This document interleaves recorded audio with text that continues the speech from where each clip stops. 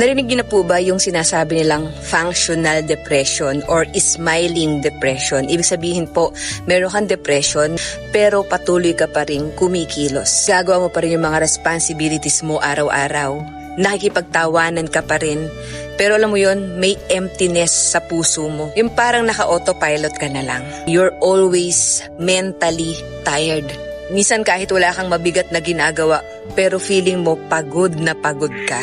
Tapos gusto mong matulog, gusto mong magpahinga, hindi ka makatulog. Drained ka pa rin emotionally and mentally.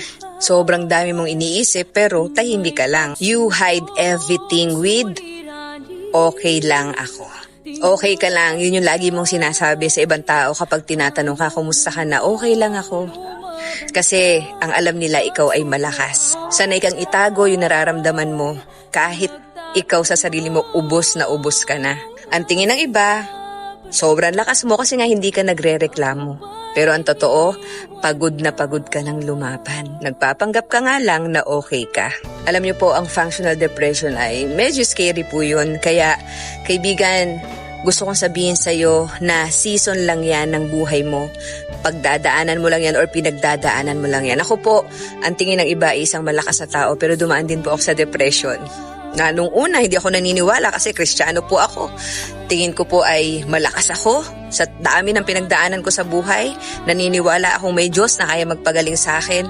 Pero dumating po yung pagkakataon na na-depress po talaga ako. Dumating po yung pagkakataon na gusto ko nang wakasan yung buhay ko.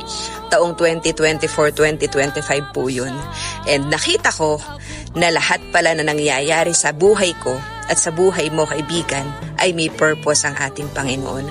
Kung hindi niya pala inalaw na dumaan ako sa depression, hindi ko mararanasan na maintindihan yung mga tao na dumadaan dito.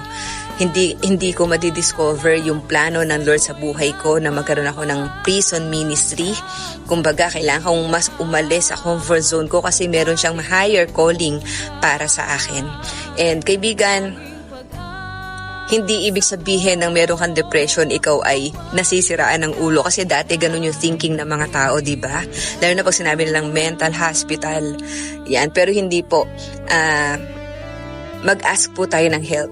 Kung meron po tayong mga kaibigan na mapagkakatiwalaan natin, lapit po tayo sa kanila, sabihin po natin nararamdaman natin. And kung ikaw naman ay yung tao na nilapitan ng meron depression, nakikiusap ako sa iyo, napakinggan mo lang sila.